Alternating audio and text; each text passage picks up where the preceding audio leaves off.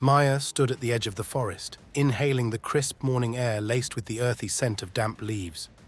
For years, she had dedicated her life to this land, working tirelessly as a conservationist to protect its ancient trees and the wildlife that depended on them. Her fiancé, Eric, had always seemed supportive, even funding some of her projects through his successful timber business. She believed they shared a vision, preserving nature for future generations. But her world shattered the moment she stumbled upon the hidden logging site.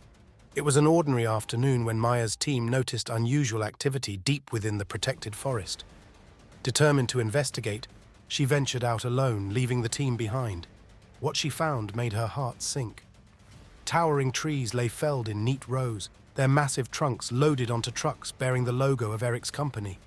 "No," she whispered, her voice trembling. It had to be a mistake. Eric would never betray her like this. Maya's mind raced as she rushed back to confront him. At their shared home near the forest, Eric greeted her with his usual warm smile. But the moment she accused him, his expression darkened. "You don't understand, Maya," he said, his tone cold. "This is business. The world needs timber, and I need to keep the company profitable." Maya's chest tightened. "At what cost, Eric?" "You're destroying everything we've worked for." "You're being naive," he snapped, his voice rising. "This is bigger than you, bigger than me. Either accept it or stay out of my way." The argument spiraled, Eric's true nature surfacing with every word. Maya realized she had been blind to his ambition, mistaking it for passion. When she threatened to expose him, Eric smirked. "You won't do that," he said confidently, "and if you try, you'll lose everything." True to his word, Eric acted swiftly. By the next morning, Maya's career was in ruins. He had leveraged his connections to paint her as an extremist, accusing her of sabotaging his company's operations. Donations to her conservation projects dried up, and she was publicly discredited. Desperate and humiliated, Maya retreated to the forest she loved, seeking solace among the trees. There, she met Naira, the leader of a local tribe deeply connected to the land. Naira had heard of Eric's logging operations and the tribe's struggles to protect their sacred forest. "We've been fighting this battle for years," Naira told her, "but his power grows.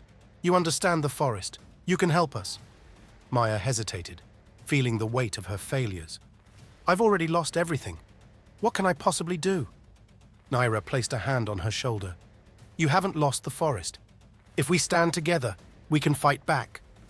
Maya felt a spark of hope ignite within her. Eric had taken so much from her, but he hadn't destroyed her will to protect the forest. She looked around at the towering trees, their silent strength filling her with determination. "I'll help," she said, "but we need a plan." As the sun dipped below the horizon, Maya and Naira sat under the canopy of stars, sketching out their first steps. The battle for the forest, and for justice, had only just begun. Maya immersed herself in the world of the forest's guardians, the tribe who had lived in harmony with the land for generations. Naira introduced her to the community, people who saw the trees not as resources to exploit, but as living beings that sustained their way of life. Maya's connection to the forest deepened as she learned their customs, their stories, and the reverence they held for nature. Eric's betrayal still haunted her, but the tribe's resilience gave her purpose. She spent her days documenting the destruction caused by the illegal logging, gathering evidence to counter Eric's propaganda. At night, she strategized with Naira and the tribe's leaders, piecing together a plan to strike back. Their first step was disruption. The tribe had already sabotaged some logging equipment in the past, but Maya's knowledge of Eric's operations allowed them to target weak points. She identified supply routes and storage sites, using her insider understanding of how his company worked. One evening, Maya and a small group crept into the forest under the cover of darkness. The hum of machinery echoed through the trees, a harsh reminder of the ongoing destruction. Maya's heart pounded as they approached a logging site. Trucks were parked in a clearing, loaded with felled logs. "Disable the engines," Maya whispered to the group. The team moved swiftly, pouring sand into fuel tanks and cutting cables. By the time the workers returned in the morning, the equipment would be useless, delaying their operations for days. As they retreated, Maya felt a flicker of satisfaction, but she knew this was only the beginning. Eric's empire was vast, and their small acts of sabotage wouldn't be enough to stop him entirely. Back at the village, Naira gathered the tribe to discuss the next steps. "We need more than just sabotage," she said. "We need the world to see what's happening here." Maya nodded, her journalist instincts kicking in. "If we can expose Eric's operations to the public, it could pressure the authorities to act. But we need undeniable proof." The tribe agreed to help Maya collect evidence. Using hidden cameras and drones, they documented the logging sites, the destruction of wildlife habitats, and the pollution of rivers that were vital to the tribe's survival. Maya's media background allowed her to compile the footage into a compelling narrative. As the evidence mounted, Maya began reaching out to contacts in the journalism world. Some were hesitant to help, fearing retaliation from Eric's powerful allies, but a few agreed to collaborate, recognizing the importance of the story. Despite their progress, Maya couldn't shake the feeling of Eric's presence looming over her. She knew he wouldn't sit idly by as his empire was threatened. For now, though, she clung to the hope that their efforts would bear fruit. The forest was alive, its resilience reflected in the people who fought for it. And Maya was determined to be its voice, no matter the cost. Maya's determination grew stronger with each passing day. The evidence she and the tribe had gathered revealed the scale of the destruction Eric's company was wreaking on the forest. But as the fight continued, her personal pain from his betrayal lingered like an open wound. One afternoon, while reviewing drone footage of a logging site, Maya spotted something that made her stomach drop. A meeting between Eric and a government official she recognized. It was the same official who had once dismissed her appeals for protection when she tried to halt deforestation legally. "This goes deeper than just Eric," Maya said, showing the footage to Naira. "He's paying off officials to stay untouchable. The system is on his side." Naira frowned. "Then we need to make his world crumble from the inside. If we can't rely on the law, we'll expose his lies in a way no one can ignore." As they planned their next move, Eric's company responded to their sabotage. Trucks of private security began patrolling the forest. Workers started logging around the clock, determined to make up for lost time. The tribe's sacred areas were next in line, their ancient trees marked for destruction. Maya couldn't stand by any longer. She decided to confront Eric despite Naira's warnings. "He needs to know we won't stop," Maya insisted. The confrontation took place near one of the largest logging sites. Maya waited for Eric to arrive. "You really think you can stop me, Maya?" Eric sneered when he saw her. "This isn't a protest in the city. This is business, and you're meddling where you don't belong." "This isn't just business. It's destruction," Maya shot back. "You're not just cutting down trees. You're destroying lives, ecosystems, and the future." Eric smirked. "Don't lecture me, Maya. You had your chance to be part of this. Instead, you chose to play the hero. But let me remind you, heroes lose, and I've already won." His words stung, but Maya refused to let him see her falter. "We'll see about that," she said, her voice steady. "You underestimate the power of truth." Eric laughed. "Truth doesn't matter when people like me control the narrative." As Eric walked away, Maya's resolve only hardened. She returned to the village, sharing the encounter with Naira and the others. "He's untouchable because he believes no one can challenge him," Maya said. "We need to show him and the world how wrong he is." The tribe and Maya intensified their efforts. They launched a grassroots campaign on social media, sharing snippets of the footage they had collected. The posts began gaining traction, sparking outrage from environmental activists and ordinary citizens alike. But Maya knew it wasn't enough.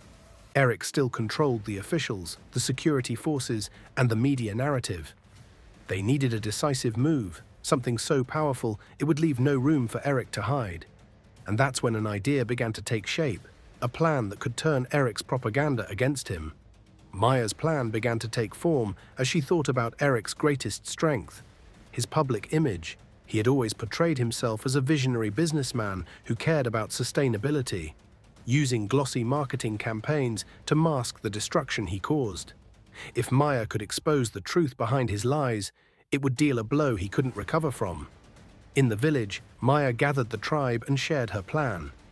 "Eric thrives on his reputation," she explained. "If we can reveal what he's doing to the forest and the people who depend on it, we can destroy the foundation of his power." but we'll need everyone's help. Naira and the elders agreed to support her. The first step was to gather irrefutable evidence of Eric's illegal logging and his connections to corrupt officials. Armed with drones and hidden cameras, the tribe ventured deeper into the forest, capturing footage of the devastation. They filmed the sacred sites being desecrated, animals fleeing the destruction, and workers speaking about the bribes they were paid to stay silent. Maya spent hours editing the footage into a powerful video. It began with images of the forest in its natural beauty, followed by the heartbreaking destruction caused by Eric's company. She narrated the story, her voice steady but emotional, explaining how greed had turned paradise into ruin. But the most damning piece of evidence was a recording Maya had managed to capture during her confrontation with Eric. His arrogant declaration that truth doesn't matter when people like me control the narrative became the centerpiece of the video. With the video ready, Maya prepared to release it on every platform she could access. She contacted environmental activists, journalists, and influencers who had supported similar causes in the past. The goal was to make the video go viral, ensuring it reached far beyond Eric's ability to suppress it. As the video spread, the response was overwhelming. People were outraged by the destruction and betrayal it revealed. The hashtag #Expose Eric trended worldwide, and protests erupted outside his company's offices. Maya's phone buzzed constantly with messages of support and offers to help. Eric's reaction was swift and ruthless. He launched a smear campaign against Maya, accusing her of fabricating the evidence and claiming she was acting out of personal vendetta. His legal team sent threats, warning her to take down the video or face severe consequences. But Maya refused to back down. "He's scared," she told Naira. "He knows the truth is more powerful than his lies." The turning point came when a whistleblower from Eric's company contacted Maya anonymously. They provided internal documents proving Eric's connections to corrupt officials and illegal activities. The documents were the final piece of the puzzle, leaving no doubt about his guilt. With the evidence in hand, Maya reached out to an investigative journalist she trusted. Together they planned a live press conference to reveal everything. Eric's empire was about to crumble, and this time there would be no escape. The day of the press conference arrived. Maya stood backstage, clutching the documents tightly. She felt the weight of the moment pressing down on her, but the supportive presence of Naira and the villagers gave her strength. The journalist, Leah, had arranged for reporters from major outlets to attend, and the event was being streamed live online. "Are you ready?" Leah asked, placing a reassuring hand on Maya's shoulder. Maya nodded. "For the forest, for everyone Eric has hurt. It's time." As Maya stepped onto the stage, the room fell silent. Cameras focused on her, and the live stream counter climbed rapidly as thousands tuned in to watch. Taking a deep breath, Maya began. "My name is Maya Patel," she said, her voice steady but firm. "I was once an environmental scientist working to protect the forest. But my life was turned upside down when I discovered the man I trusted, Eric Dawson, was exploiting the land for illegal logging. Today, I'm here to expose the truth." She started by showing the footage of the forest's destruction. The room gasped as images of bulldozers tearing through ancient trees and displaced animals filled the screen. She then played the recording of Eric's confession, his smug voice echoing in the hall. Finally, she held up the whistleblower's documents. These papers prove Eric's direct involvement in illegal activities, including bribery, forged permits, and partnerships with corrupt officials. He has not only destroyed the forest, but also betrayed the people who depend on it.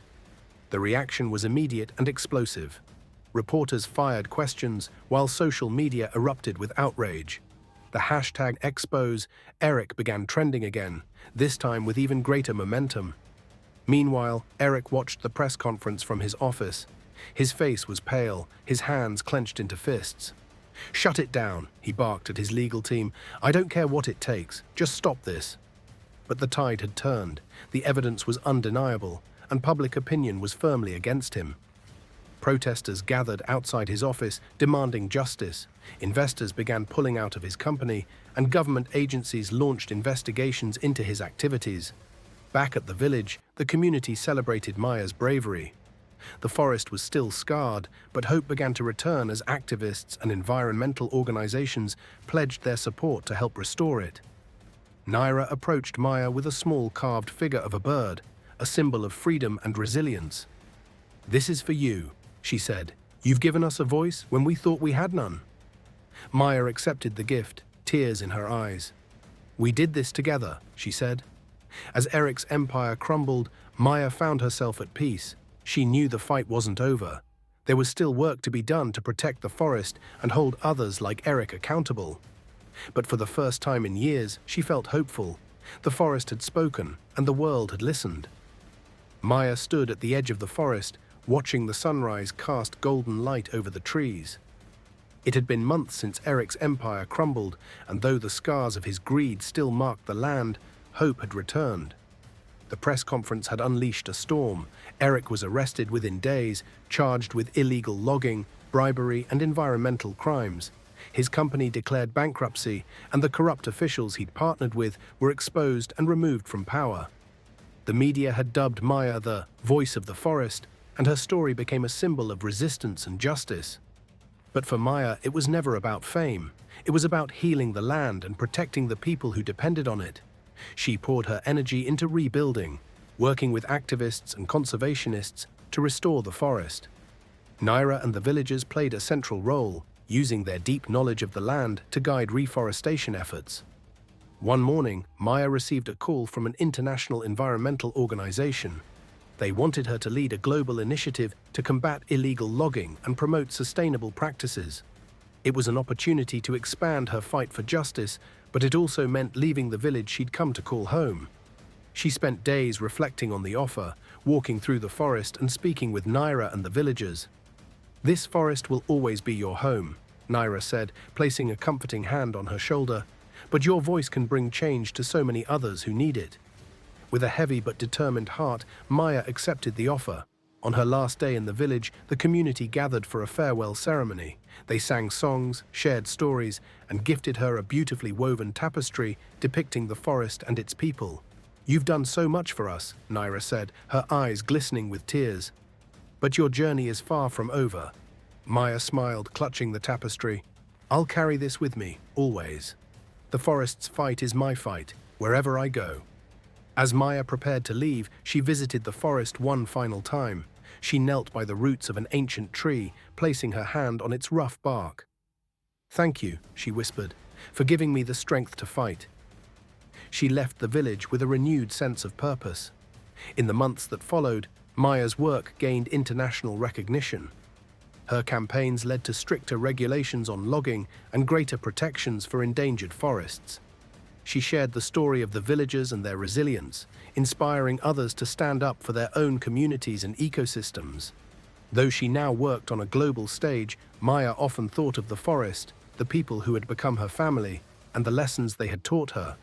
The scars of betrayal had healed, replaced by a profound sense of connection and purpose. As she stood on the stage at a global summit, addressing world leaders and activists, Maya's voice rang clear and strong.